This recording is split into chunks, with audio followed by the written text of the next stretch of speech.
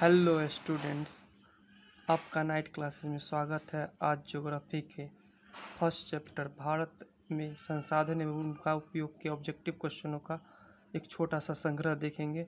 चलिए हल करते हैं। पहला है, कोयला किस प्रकार का संसाधन है? तो यहाँ पर आपका आंसर होगा अनवीकरणीय।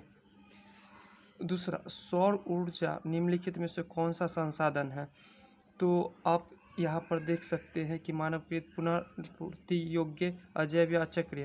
तो सिंपल सा है, पुनः पूर्ति योग्य। तट रेखा से कितने किमी क्षेत्र सीमा अपवर्जक आर्थिक क्षेत्र कहलाता है? तो यहाँ पर हम लोग का क्या होता है, 200 नॉटी माइल।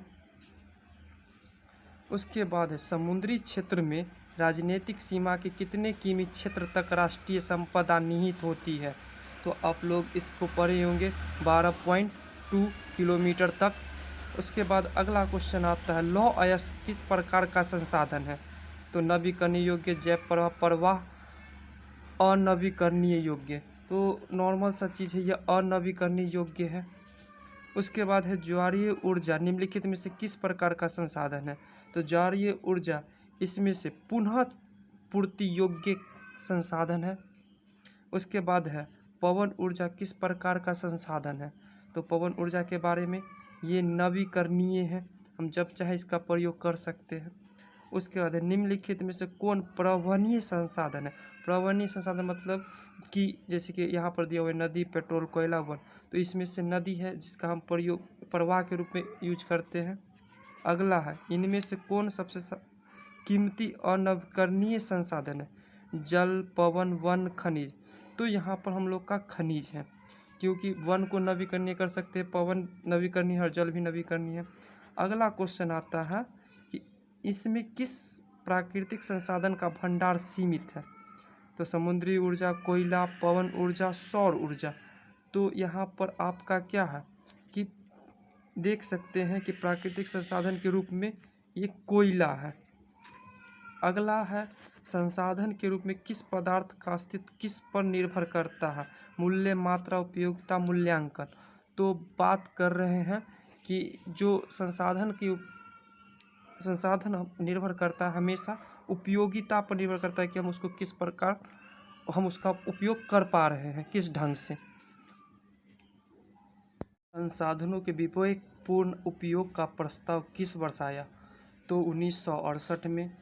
सार्वजनिक स्थान पर बना मंदिर किस प्रकार का संसाधन होता है? तो सामुदायिक।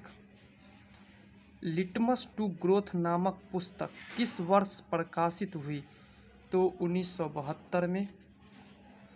1992 में रियो डी जेनेरो में कौन सा सम्मेलन हुआ था? तो यहाँ पर पृथ्वी सम्मेलन हुआ था। राजस्थान में किस संसाधन की कमी है? तो जल ऊर्जा की। वहाँ सौर ऊर्जा, पवन ऊर्जा, पशु ऊर्जा तो पहले से उपलब्ध है। संसाधन नहीं होते नहीं है, बनते हैं, किनका कथन है? तो जिम्मरमैन का ये कथन है। IPCC inter governmental panel of climate change का मुख्यालय निम्नलिखित में से किस नगर में अवस्थित है? तो जनेवा में यह अवस्थित है। स्मॉल इज ब्यूटीफुल किनकी रचना है? तो ये रचना है सुमेसर का। अगला प्रश्न है, क्योटो सम्मेलन कब हुआ था? तो इसका आंसर है 1997 में।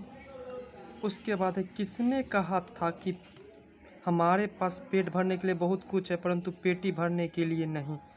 तो महात्मा गांधी जी ने। उसके बाद है आज का लास्ट क्वेश्चन, पर्यावरण संरक्षण हेतु पहला विश्व शिखर सम्मेलन कहाँ हुआ था? तो स्टॉकहोम में।